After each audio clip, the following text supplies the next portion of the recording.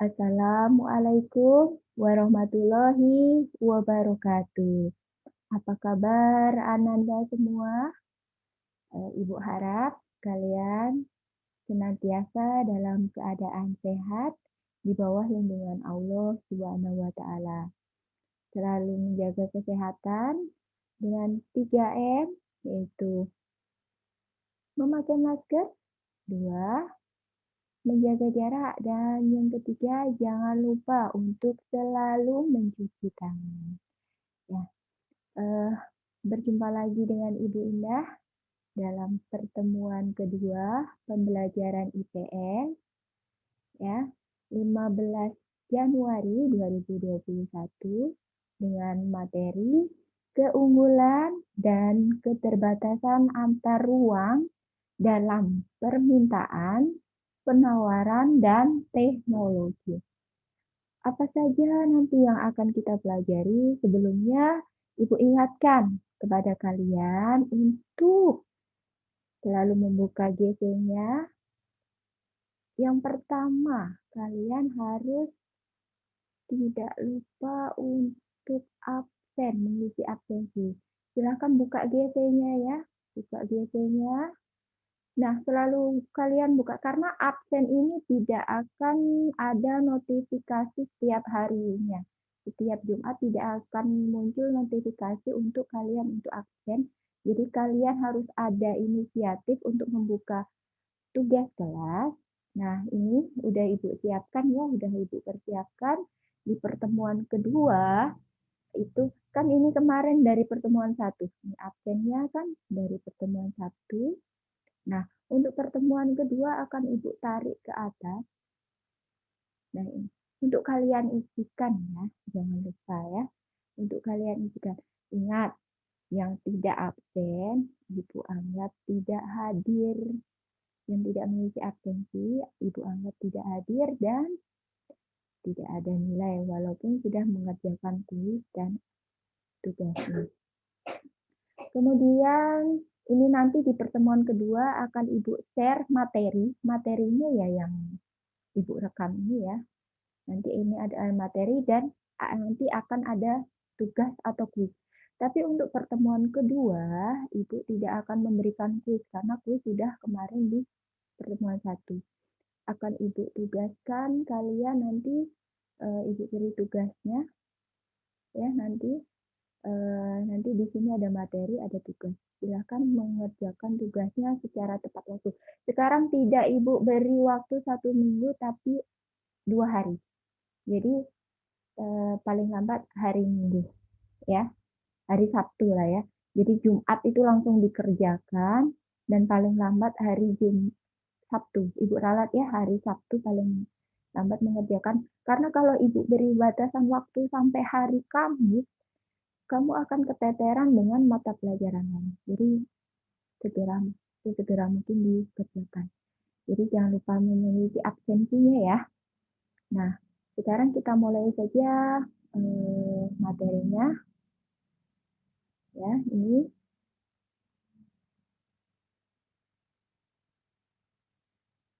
keunggulan dan keterbatasan antar ruang dalam permintaan, penawaran, dan teknologi.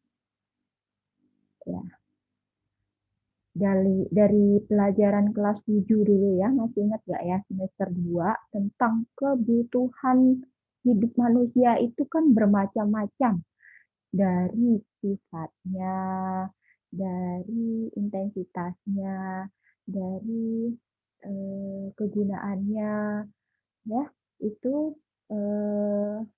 macam-macam kebutuhan hidup. Nah, kebutuhan hidup manusia itu bermacam-macam dan selalu bertambah baik jumlah maupun kualitasnya.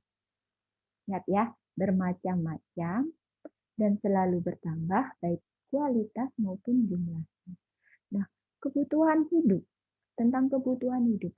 Coba kalian hitung berapa jumlah barang yang kalian gunakan setiap hari. Coba kalian hitung. Banyak kan? Dan bermacam-macam. Kalian mungkin akan terkejut bahwa dalam 1 hari kalian menggunakan puluhan barang untuk dikonsumsi. ya kan? Nah, ini keterkaitannya dengan faktor ruang. Apa itu? Tentunya barang yang kalian konsumsi berbeda dengan barang yang dikonsumsi oleh orang lain. Hal itu menunjukkan kebutuhan yang harus dipenuhi oleh setiap manusia itu berbeda-beda dan beraneka macam. Namun, perlu kalian ketahui bahwa faktor ruang akan menentukan tindakan seseorang sebagai konsumen. Apa sih yang dimaksud dengan faktor ruang? Ruang itu di sini Ibu kasih pengertian ruang itu adalah wilayah, daerah, ya, ya, itu samarnya. Nah, misalnya masyarakat kota, ini berarti ruang di kota memiliki perilaku konsumsi yang berbeda jika dibandingkan dengan masyarakat desa atau ruang desa atau ruang pegunungan ataupun pesisir pantai. Itu akan memiliki perilaku konsumsi yang berbeda-beda tergantung kebutuhan hidupnya, apa yang dibutuhkan, barang apa yang dibutuhkan untuk dikonsumsi. Nah, ini tentang perilaku konsumen. Dilihat dari fungsinya sebagai konsumen, masyarakat kota lebih banyak membeli barang dan jasa karena ditunjang pendapatan yang tinggi dan muncul pasar-pasar modern seperti adanya supermarket dan hipermarket. Ya. Kalau contohnya di Pangkal Pinang ini ya, udah banyak itu kan bermunculan Alfamart, Indomart, dan toko-toko mat-mat yang lainnya itu kan itulah perilaku konsumen masyarakat perkotaan yang karena ditunjang oleh pendapatan yang tinggi maka muncullah pasar-pasar yang modern. Kemudian berbeda dengan perilaku masyarakat perdesaan atau pegunungan yang pendapatannya relatif rendah, akses jalannya kurang baik, dan membuat pendistribusian barang atau jasa itu kurang lancar. Akibatnya apa? Masyarakat desa atau pegunungan lebih sedikit dalam membeli barang dan jasa. Nah, coba kita ingat lagi, kegiatan ekonomi itu ada 3. Kegiatan ekonomi itu ada 3. Ingat ya, kegiatan ekonomi ada 3, yaitu 1, kegiatan produksi, yang kedua distribusi, yang ketiga adalah konsumsi. Apa itu produksi? Produksi adalah kegiatan untuk menghasilkan barang dan jasa. Jadi dia memproduksi, menghasilkan atau membuat barang atau jasa. Kemudian apa distribusi? Nah, dari dari barang atau jasa yang diproduksi nanti akan didistribusikan kemana-mana. Apa jadinya distribusi? Distribusi adalah kegiatan menyalurkan barang dan jasa kemanapun. Itu tergantung nanti aksesnya. Apakah aksesnya mudah atau terjangkau atau tidak. Nah, kemudian konsumsi. Kegiatan yang ketiga adalah konsumsi. Adalah kegiatan memakai atau menghabiskan nilai barang atau jasa. Setelah barang tadi dibuat, disalurkan, kemudian dipakai, digunakan oleh masyarakat. Nah, konsep ruang dan interaksi antar ruang. Apa itu? Yaitu salah satu yang menjadi alasan adanya interaksi ya. Ini masalah ini. Interaksi antar ruang adalah perbedaan potensi dan sumber daya alam yang dimiliki. Nah, sumber daya alam atau SDA ya, kita singkat SDA, sumber daya alam itu memiliki fungsi dan peran penting dalam kehidupan manusia. Nah, manusia itu hidup dengan memanfaatkan sumber daya yang ada di sekitarnya. Tanpa tersedianya berbagai macam sumber daya di bumi ini, manusia akan kesulitan dalam memenuhi kehidupan sehari-hari. Nah, potensi sumber daya Indonesia meliputi apa saja? Ya, sebagai negara tropis ya Indonesia itu memiliki ribuan pulau dan lautan luas, mempunyai kekayaan alam yang cukup banyak. Selain itu, potensi daratan Indonesianya yang dipengaruhi suhu dan curah hujan yang tinggi memungkinkan penduduknya menanam berbagai macam barang pertanian dan perkebunan seperti apa? Padi, jagung, stella, dan sebagainya. Ya. Kemudian curah hujan yang tinggi juga menjamin ketersediaan air untuk kepentingan budidaya perikanan darat. Seperti apa perikanan darat? Ada nila, ada lele, ya, dan ikan-ikan darat lainnya. Selain potensi di darat, ada potensi perairan Indonesia. Seperti yang kita ketahui semua ya, kita ketahui bersama bahwa Indonesia itu memiliki laut yang luas dan garis pantai yang panjang, bahwa potensi ikan di Indonesia itu cukup banyak, ditemukan pula berbagai jenis-jenis tambang di dasar laut. Jadi di laut itu selain terdapat potensi ikan, juga terdapat potensi tambang, barang tambang, bahan tambang ya. Nah, di sepanjang pesisir juga terdapat kekayaan alam berupa terumbu karang, rumput laut, dan tentu saja keindahan alam yang dikembangkan untuk kepentingan pariwisata. Seperti di Pulau Bangka, eh, wisata lautnya kan banyak kan, ada pantai Tongati, Pasir Padi di Pangkal Pinang, ada apa pantai mana lagi Rebu, Tikus Emas itu pantai apa ya? Ya itu kan karena keindahan laut Pulau Bangka tadi kan. Jadi eh, ditumbuhkan untuk kepentingan pariwisata. Kemudian Indonesia juga memiliki terumbu karang terluas di dunia dan beraneka ragam dalam hal sumber daya hayatinya. Nah, ini potensi mineral dan hutan Indonesia. Potensi mineral itu lebih ke bahan tambangnya yang ada di baik di darat maupun yang di perairan ya. Kemudian potensi hutan Indonesia. Hutannya ini diambil kayunya, rotan, ya seperti itu, dan lain-lain semuanya.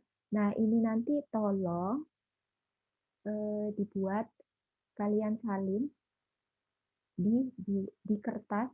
Makanya ibu imbau kembali siapkan kertas A4 atau F4, tidak usah di buku ya, kita pakai kertas saja karena nanti untuk memudahkan dikumpul, nanti endingnya atau akhirnya nanti akan ibu satukan sebelum ibu kembalikan kepada kalian. Jadi silakan nanti tugas-tugasnya itu semuanya menggunakan kertas A4 atau F4 atau kalau berupa catatan itu dalam folio bergaris. Ya, ini potensi mineralnya bisa disimak di buku paketnya ya. Kemudian kesimpulan. Nah, kita sampai pada kesimpulan bahwa persebaran sumber daya antara satu daerah dengan daerah lain itu berbeda-beda. Suatu daerah dapat terkenal sebagai penghasil barang tambang, akan tetapi daerah lain juga dapat terkenal sebagai penghasil hasil hutan atau pertanian. Hal ini terjadi karena perbedaan keadaan geografis masing-masing daerah, yaitu perbedaan antar ruang tadi. Misal ruang satu atau daerah satu dengan daerah lainnya itu mempunyai potensi sumber daya alam yang berbeda.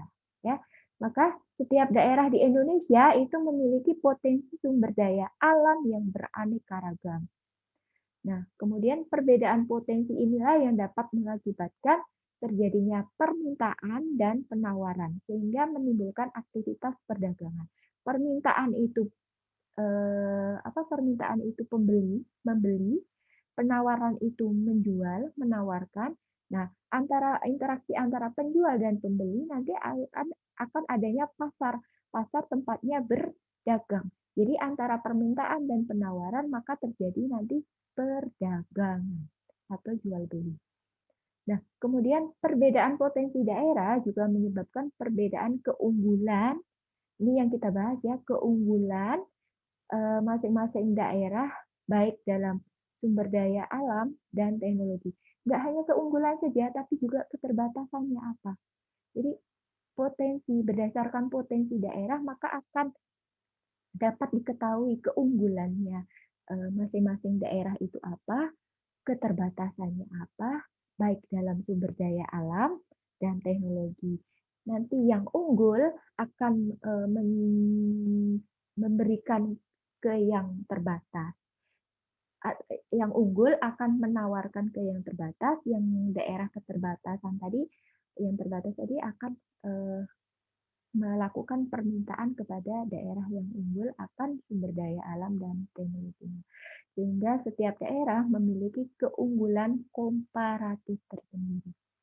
Nah, kita bahas apa itu keunggulan komparatif.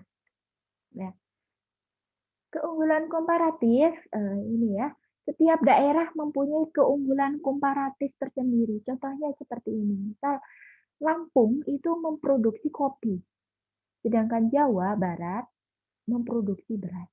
Lampung itu kopi, Jawa Barat itu beras. Nah, sehingga Lampung dapat memproduksi kopi secara efisien dan murah. Jadi kalau beli kopi, orang Lampung mengkonsumsi kopi murah karena sumber daya alam yang dimiliki itu terbesarnya misal keunggulannya kan kopi gitu kan. Demikian pula dengan Jawa Barat memproduksi beras secara efisien. Jadi orang Jawa Barat mudah mendapatkan beras karena mereka lah yang menanam padi sehingga menjadi beras. Dengan demikian, Lampung memiliki keunggulan komparatif dalam memproduksi kopi dan Jawa Barat memiliki keunggulan komparatif dalam memproduksi beras. Nah, dalam ilmu ekonomi, perdagangan kedua daerah antara Lampung dengan Jawa Barat itu bisa saling menguntungkan jika antara Lampung dan Jawa Barat bersedia bertukar sumber daya tadi atau apa keunggulannya itu tadi, yaitu Lampung bertukar kopi dengan beras, Jawa Barat menukar beras dengan kopi. Tidak hanya itu, bisa kebutuhan lainnya. Ini hanya contoh antara Lampung memproduksi kopi, Jawa Barat memproduksi beras. Nah, keuntungan dari pertukaran sumber daya alam inilah yang menyebabkan terjadinya interaksi antar ruang. Terjadinya interaksi antara daerah Lampung dengan daerah Jawa Barat. Inilah antar ruang, ruang Lampung dengan ruang Jawa Barat. Maka terjadi interaksi berupa kegiatan perdagangan, permintaan dan penawaran. Diharapkan suatu daerah dapat menyokong daerah lain guna mempererat integrasi antar daerah di Indonesia sebagai bentuk persatuan dan kesatuan bangsa. Jadi masing-masing daerah nanti kita lihat kan di tabel yang sebelumnya tadi bahwa di tabel berapa ya, bahwa masing-masing daerah itu memiliki keunggulan. Misal Kalimantan, ya. Kalimantan Barat, sumber daya alamnya yang dimiliki apa? Ada boksit, intan, minyak kelapa, rotan, dan karet, dan sebagainya. Ya.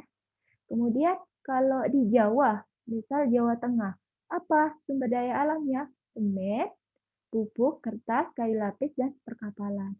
Jadi antara Kalimantan dengan Jawa Tengah nanti bisa saling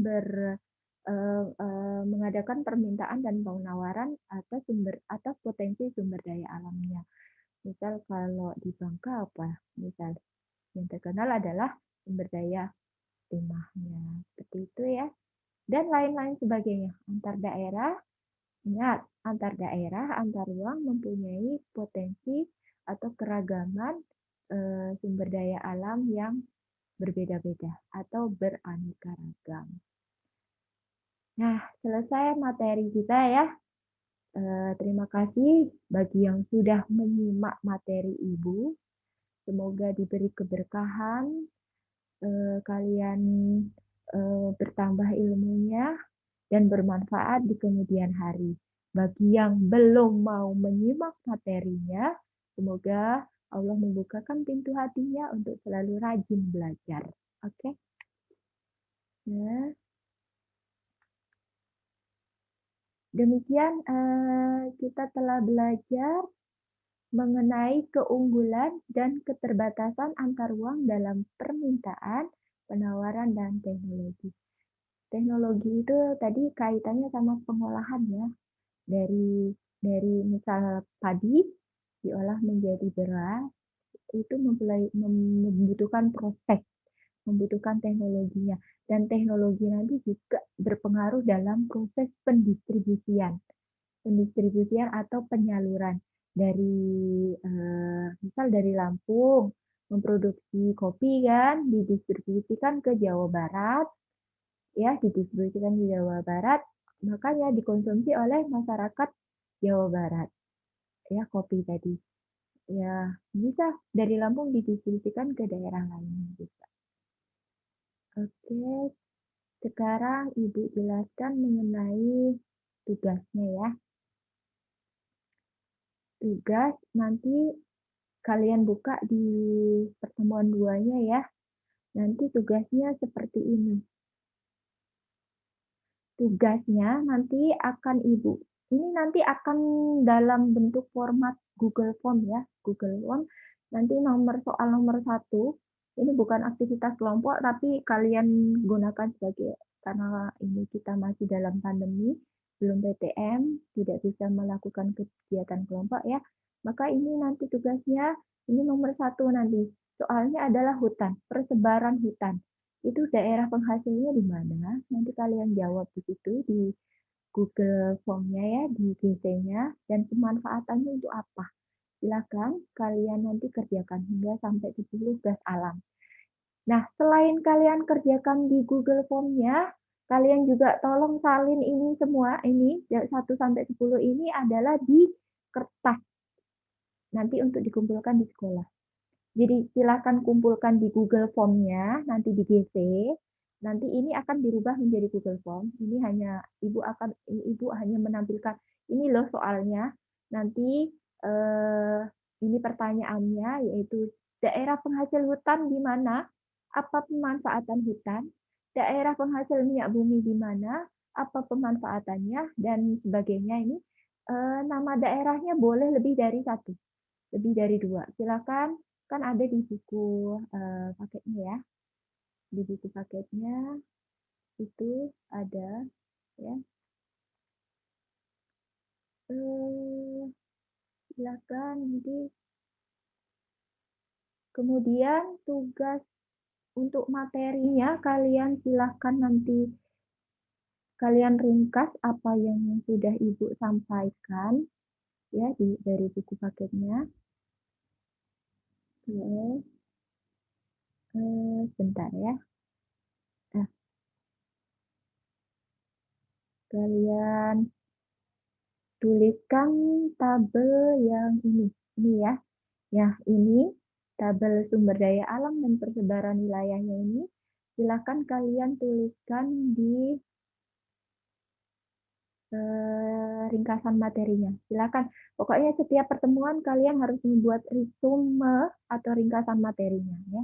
Nah, yang harus kalian cantumkan di resumenya adalah tabel persebaran sumber daya alamnya ini. Ya, itu 1. Jadi kalian membuat resume materi yang sudah Ibu sampaikan di slide tadi ya. Kemudian di video ini dan tugas yang tugas ini ya 1 sampai 10 daerah penghasilnya bisa dilihat di tadi tuh di aduh maaf di itu ya. Oke. Jadi tugasnya 1, Ibu ulangi ya, tugasnya 1 membuat resume materi yang sudah Ibu sampaikan di video dan di tayangan slide itu. Silakan kalian resume apa yang akan kalian catat. Kemudian yang paling penting sertakan tabel persebaran sumber daya alam di Indonesia. Kemudian tugasnya adalah yang nomor 1 sampai 10 tadi ya. Tugasnya itu kalian kerjakan di 1 di GC, kalian serahkan 1 di GC, dan yang kedua di kertas. Boleh kertas A4, S4, atau folio bergaris. Kalau resumenya tadi materi harus di kertas boleh di kertas bergaris atau folio atau kertas A4 dan 4 samalah. Antara tugas dengan resume kali ini kita bukan tidak menggunakan buku tulis, tapi kita menggunakan kertas A4, S4 atau folio bergaris. Semoga bisa dipahami ya. Nah, jadi kuisnya tidak ada kuis di pertemuan kedua ini. Hanya ada tugas. Nah, kapan Bu? Kalian selalu bertanya-tanya, kapan Bu dikumpulkan tugasnya? Karena kemarin Ibu bilang bahwa tugasnya akan dikumpulkan di pertemuan berikutnya, maka Ibu ralat ya tugasnya dikumpulkan di setiap akhir bulan saja bersamaan dengan mata pelajaran yang lain. Karena kalau cuma IPS tiap minggunya gitu gimana ya? Soalnya Ibu juga masih mengejar-ngejar kalian itu yang belum belum lengkap mengerjakan tugasnya. Aduh, tolong ya kesadarannya bahwa kalian itu memang pelajar, tugasnya adalah belajar. Ya, apalagi di musim pandemi seperti ini, kita butuh kerjasama yang baik. Ibu memberikan materi dan tugas, kalian menerima materi, belajar, dan mengerjakan tugasnya. Ya, seperti biasa, yang mengerjakan tepat waktu akan mendapatkan reward nilai. Ibu akhiri pembelajaran kali ini.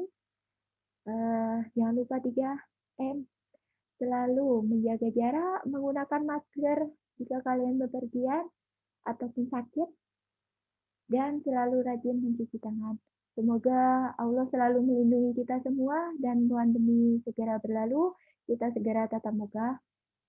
Ya, bila itu Ibu doakan kalian selalu dalam keadaan sehat. Amin. Bila itu walhidayah. Assalamualaikum warahmatullahi wabarakatuh. Sampai jumpa dalam pertemuan yang ketiga.